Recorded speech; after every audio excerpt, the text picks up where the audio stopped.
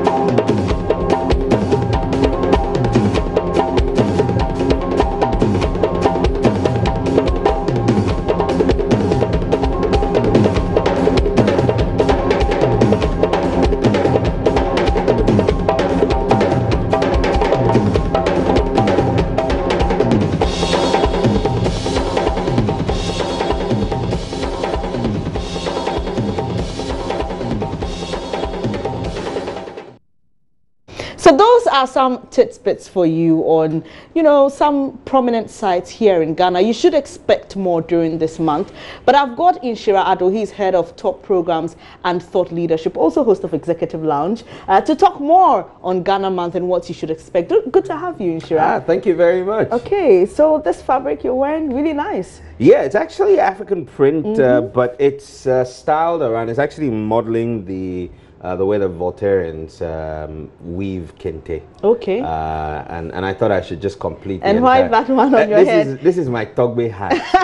So it's a complete Voltairean, modern Voltairean look. I love it. The only thing missing is the nice little fluffy ball that usually sits on top of the hat. But yeah. But this is your Togbe hat. But tell us, why Ghana Month? Well, Ghana Month is important. As you know, Multimedia is a Ghanaian media organization that wants to be global. And if we're going to be global, we don't only have to showcase what we're good at doing, which is broadcasting, but also project the country from which we originate.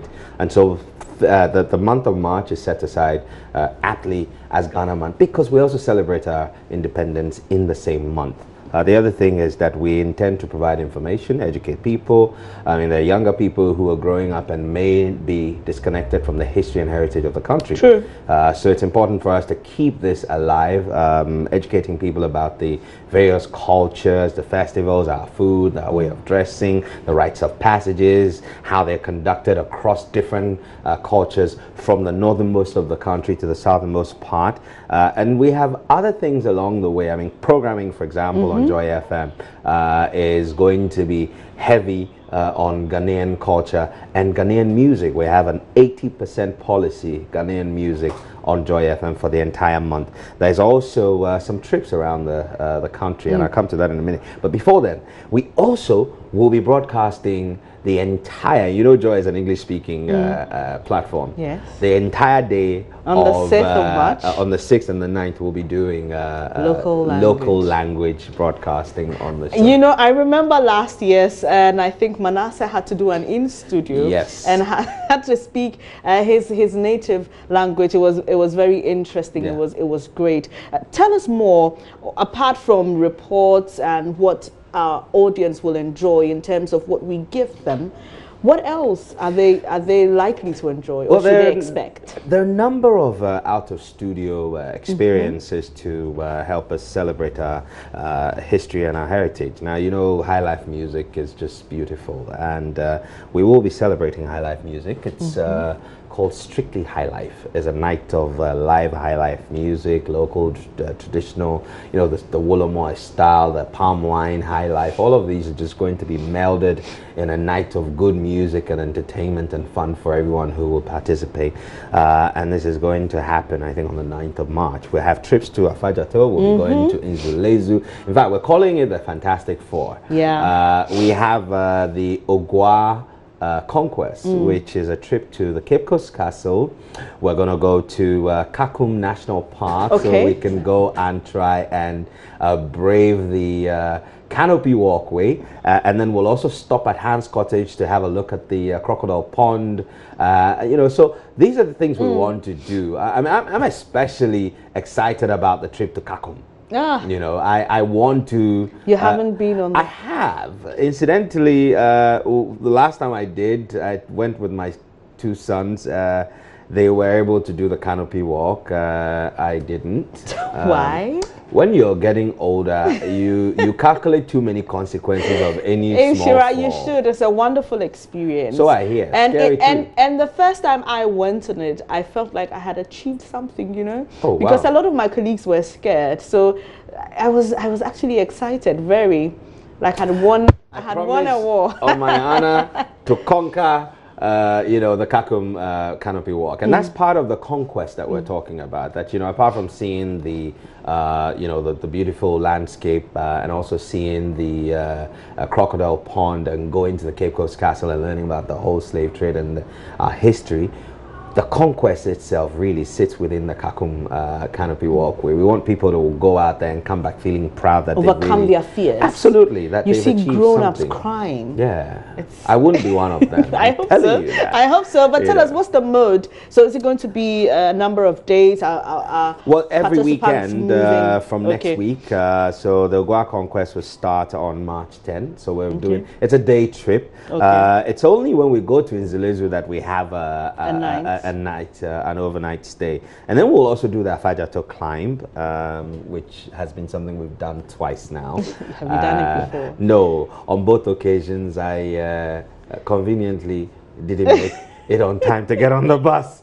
But no, I think this year I'm so going to be immersed in all of this. We'll also go kayaking on the Volta Lake. You know, so lots of exciting kayaking. stuff. Yeah, that's fun. That's something I want to try. Yeah. For those who don't know what kayaking is, it's basically sitting in a very tightly snug boat, which, you know, your feet are in there. And you've got your paddle that you kind of use to guide your movement on the water. That's a daring thing, especially if you fear water. Well, yeah. We'll come back to continue the conversation, but we came to find out from some of you what you love about Ghana. About our culture, the way we dress, especially Dotufo, and also when it's our festival, Omowo season, the way they sprinkle the kwekole and all those kind of things, I'm cool with that. The hospitality, because this one says freedom and then justice, and then due to the freedom and justice, we've made it easier for other countries or those outside should come here for their freedom. You see, this country Ghana, there's peace. For some number of years growing up as a Ghanaian, I've enjoyed peace, and I think it's a blessing. Over the years, looking at neighboring countries around, I think Ghana has been blessed with the peace that we have. Apart from that, I also enjoy Ghanaian music a lot. I mean, the music industry is fun. I like watching Ghanaian movies, Lewe and stuffs.